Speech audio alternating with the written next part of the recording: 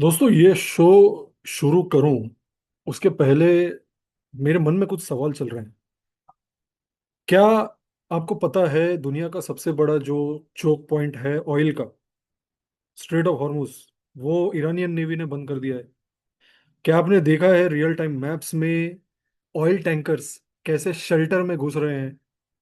क्या middle east की ये आग सिर्फ ईरान इसराइल तक सीमित रहेगी? और सबसे बड़ा सवाल, भारत अपना तेल अब कहां से लाएगा? वंदे मातरम दोस्तों, मैं हूं विकास पाल और मैवरिक जियोपॉलिटिक्स के आज के सेशन में आप सबका बहुत बहुत स्वागत करता हूं। चैनल को लाइक शेयर और सब्सक्राइब करना मत भूलिएगा, क्योंकि इन सारे सवालों का जवाब आपको इस वीडियो के अंत तक मिल जाए, ऐसी मेरी कोशिश है। तो बने रहिए हमारे साथ। दोस्तों, स्ट्रेट ऑफ हॉर्मुज से के बंद होने से होगा क्या? तेल अटक जाएगा। तेल आना ही अटक जाएगा। प्रैक्टिकली उसको ब्लॉक कर दिया है ईरानियन नेवी ने। Let me show it to you on map. एक मिनट दीजिए मुझे।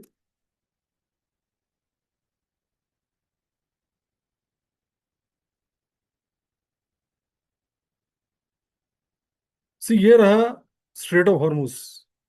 यहीं से ग्लोबली 20% ऑयल सप्लाई होता है, इस रीजन से।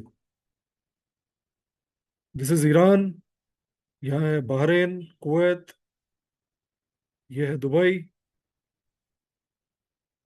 दोस्तों, यहीं से, इस रीजन से ईरान ने कल फायर किया था सारे सुन्नी मुस्लिम कंट्रीज के बेसिस पर, जहां पे अमेरिकन बेसिस है। रादर, उनके बेसिस नहीं, अमेरिका के बेसिस जो उनके देश में है। कुवैत के तो एयरपोर्ट पर ड्रोन अटैक किया है। इराक में किया है, जॉर्डन में किया है, सऊदी में किया है। कतर में इंटरसेप्ट हो गया मिसाइल, सो कतर में नहीं हो पाया। सो आप सोचिए दोस्तों हाउ सीरियस इट इज। और यहीं से तेल या तो गुजरात के कांडला और मुंद्रा पोर्ट में जाता है, या तो मुंबई के जेएनपीटी में आता है। So again the question remains कि ये क्या क्या ये कोई थियरी है? No, this is not theory. अगर आप लाइव शिपिंग मैप्स भी देखें तो आपको दिख जाएगा oil tankers back to back shelter में जा रहे हैं। कोई कैप्टन रिस्क लेने को तैयार नहीं है। इंश्योरेंस कंपनीज हाथ खड़े कर रही हैं। फ्रेट इंश्योरेंस 4x हो चुका है, 4 गुना बढ़ चुका है। क्यों? क्योंकि ईरान ने इनडिस्क्रिमिनेट फायरिंग की है, सिर्फ इसराइल पर नहीं, जैसा मैंने कहा, मल्टीपल सुन्नी मुस्लिम स्टेट्स पर। और ईरान को एक बात बहुत अच्छी तरह पता है, दुनिया की अकील्स हील है क्या? That is straight of Hormuz. इसीलिए जब ईरान बोलता है इस जंग में कोई रेड लाइन नहीं है, तो उसका मतलब होता है कुछ भी हो सकता है, प्रैक्टिकली कुछ भी। दोस्तों, मिडल ईस्ट वैसे भी कोई नॉर्मल रीजन नहीं है। ये वर्ल्ड का सबसे वॉलेटाइल ज्योग्राफी है। और ये जंग जल्दी खत्म भी होने वाली नहीं है। वेल, होपफुली ये जल्दी खत्म हो जाए। पर ऑयल का डिसरप्शन बढ़ेगा, इंसर्जेंसीज बढ़ेंगी, प्रॉक्सी अटैक्स और बढ़ेंगे। और इसीलिए दुनिया भर के सीरियस प्लानर्स एक ही चीज बोल रहे हैं, स्प्रेड योर बास्केट। हालांकि अब इट इज टू लेट। अब आप स्प्रेड कहां से करोगे इतने लेट, जबकि अटैक हो चुका है? पर यहीं पर आता है भारत का मास्टर स्ट्रोक। आज अगर आप मुझे पूछें भारत रशिया से तेल क्यों लेता है, तो जवाब यूक्रेन नहीं है, जवाब सैंक्शंस नहीं है, जवाब जियोपॉलिटिक्स का ज्ञान भी नहीं है। जवाब है दोस्तों मिडल ईस्ट की वल्नरेबिलिटी। इसीलिए भारत ने Vladivostok Chennai oil route operationalise किया है। Let me show you to in map. एक मिनट दीजिए मुझे।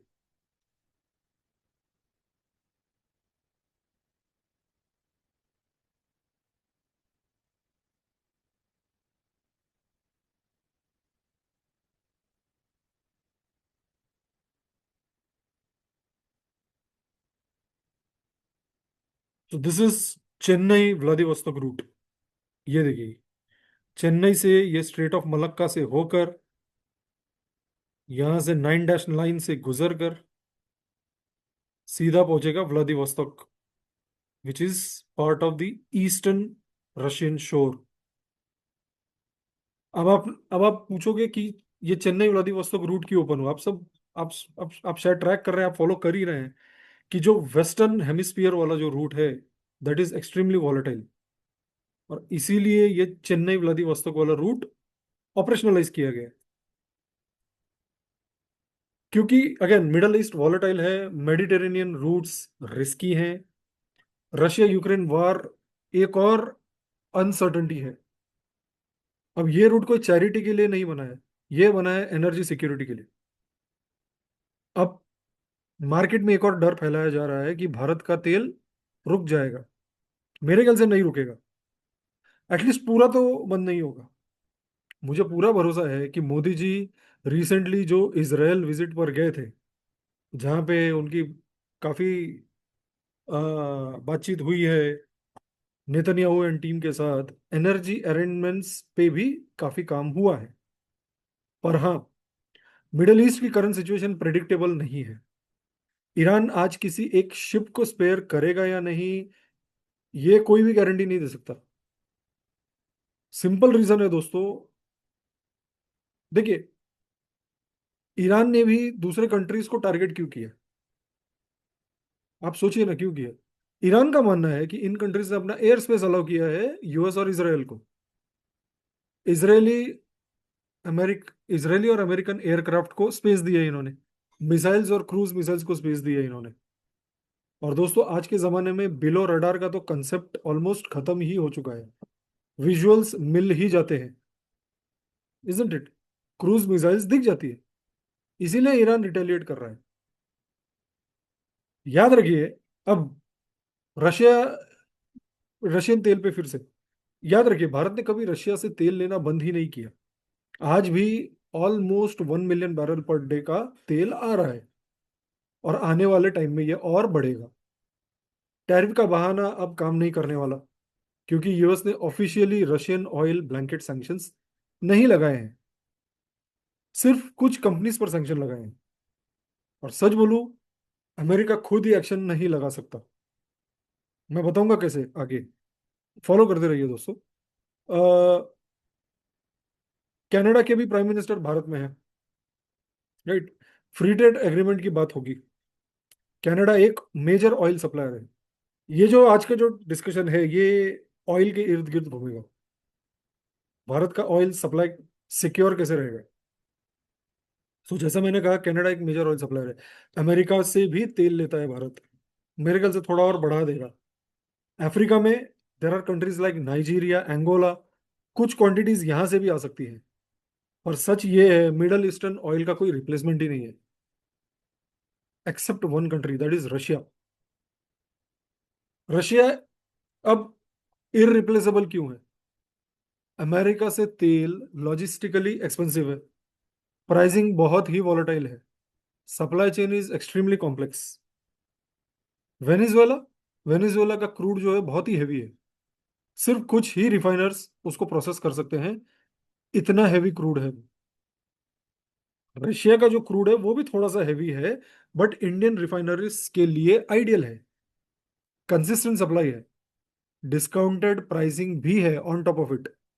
इसीलिए जैन फेब के डेटा में 12% इंक्रीज ऑलरेडी हो चुका है।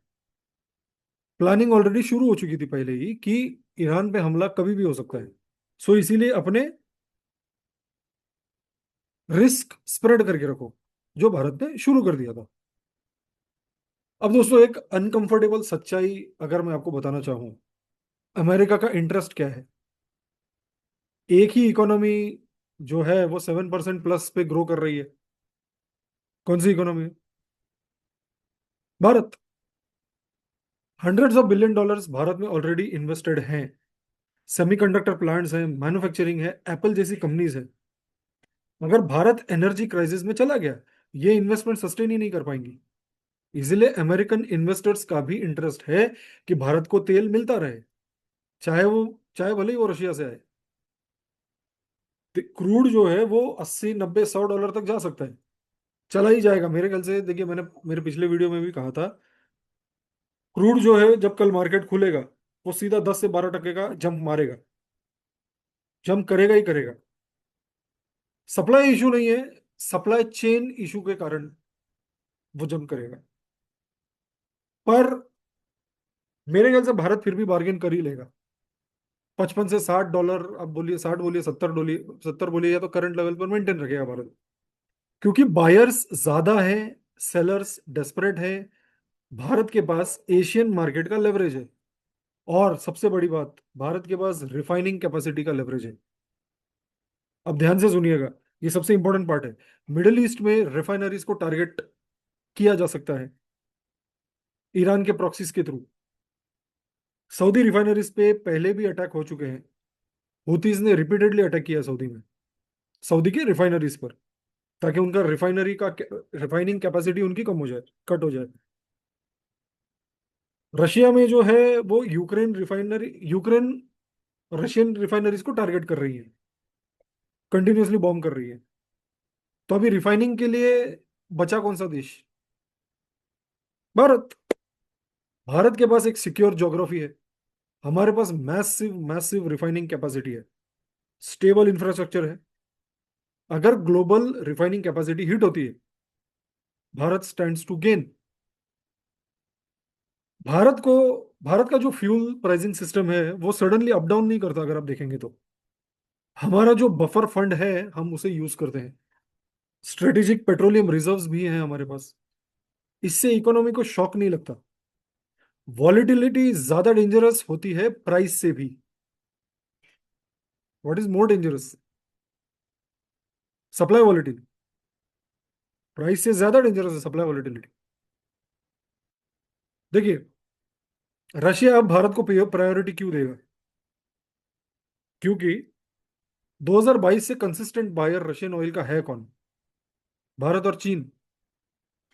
टैंकर इकोसिस्टम भारत ने बनाया, मरीन इंश्योरेंस भारतीय कंपनीज दे रही हैं, भारत टैंकर्स खुद खरीद रहा है, रूपी रूबल फंड्स टैंकर्स खरीदने में यूज हो रहे हैं। इसीलिए अगर डिमांड बढ़ेगी, रशिया पहले भारत को सप्लाई करेगा, दूसरों को छोड़ के। So that is a big plus for Bharat. अगर रशियन ऑयल बंद हो गई तो क्या होगा? वेल, अगर अमेरिका फिर भी हिमाकत करके अगर रशियन ऑयल बंद करना चाहे, वॉल स्ट्रीट की बात ना सुन के, मैंने पहले ही कहा आपको, wall street is very concern with its investments in India. Hundreds of billions dollars में भारत में इन्वेस्टमेंट है। Will the wall street companies want those investments to go in drain? No. But Trump चाचा की अगर फिर भी इच्छा हुई कि मैं फिर भी रशियन तेल बंद करूंगा अपने ईगो के चक्कर में, तो होगा क्या? Oil prices will explode. $80 तो ईरान की वजह से हो जाएगा, $20 और भारत की वजह से बढ़ जाएगा, इजीली 100 के ऊपर निकल जाएगा। सप्लाई ही नहीं है दुनिया में। इसीलिए अगर भारत कल बोले मैं रशियन ऑयल बंद करता हूं, वेस्टर्न इन्वेस्टर्स विल पैनिक, वो पैनिक मोड में आ जाएंगे। पब्लिक में कोई नहीं बोलेगा, पर बैक चैनल में मैसेज जा चुका होगा, हे भारत, रशिया से तेल लेते रहो, मार्केट को स्टेबलाइज करके रखो। ये होगा, ये हो रहा है, और हमेशा यही होता आया है। Everybody is selfish. कोई दूसरे को मारने के पहले ये देखेगा कि भाई मेरा दाना पानी हुक्का पानी चलेगा या नहीं। भारत के पास एक साइकोलॉजिकल एडवांटेज है दोस्तों। हम ऑलरेडी 80-90 डॉलर वाले आदत से आते हैं, राइट? हिस्टोरिकली भी जब प्राइसेस हमारे यहाँ पे क्रूड का कम हुआ था, भारत सरकार ने एकदम तो कम नहीं किया था, हमको उसी लेवल पे मोर और लेस रखा था। इनफैक्ट वहां से थोड़ा थोड़ा थोड़ा थोड़ा करके बढ़ा ही है। तो we are use to pay a little higher price. Suddenly जब मार्केट में तेल का प्राइस कम हुआ है, हमने कम नहीं किया, सरकार ने कम नहीं किया अपने नागरिकों को, या जब बढ़ा है तो सडनली गवर्नमेंट ने बढ़ाया नहीं है, उसको स्टेबल रखा है, थोड़ा थोड़ा बढ़ाया है, एंड सिमिलरली थोड़ा थोड़ा कम किया है। हमको आदत है इस शौक की, ये जो थोड़ा थोड़ा छोटा छोटा वाला शौक है। So India will still still survive, I would say. अब मिडल ईस्ट का जो क्राइसिस है, मुझे ये लगता है कि 1-2 हफ्ते तक वॉलेटिलिटी बहुत ज्यादा रहने वाली है, और फिर प्रेशर बिल्ड होगा।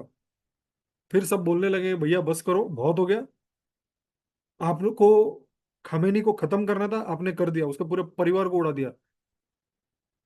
मुश्तबा खमेनी को उड़ा दिया आपने, उसके बेटे को, दूसरे नंबर के बेटे को। फाइन, डन डील, अब हटो यहां से। लेकिन तब तक हेजिंग चलती रहेगी, बैकअप्स काम करेंगे, भारत अपने इंटरेस्ट सिक्योर करके रखेगा, ऐसा मुझे क्लियर दिखता है। इन सब में विनर का नाम कोई ओपनली नहीं बोलेगा, पर जो सबसे कम डैमेज से निकलेगा, जो सबसे कम डैमेज जिसको होगा, वही रियल विनर होगा। भारत ने प्लानिंग कर रखी है, डाइवर्सिफिकेशन कर रखा है, पैनिक नहीं किया है अब तक, स्ट्रेटेजिक पेशेंस रखी है। Well, that's what is real geopolitic, isn't it? चलिए दोस्तों, यहीं पर आज का सेशन अंत करते हैं। मुझे लगा थोड़ा सा मैं स्ट्रेट ऑफ हॉर्मुज पे बात करूं, और स्पेसिफिकली तेल सप्लाई, कि भारत और कहाँ कहाँ से तेल ले सकता है अगर मिडल ईस्ट का तेल जो कि दिख रहा है थोड़ा इम्पैक्ट होगा। चैनल को लाइक शेयर और सब्सक्राइब जरूर कीजिए। जय हिंद, भारत माता की जय।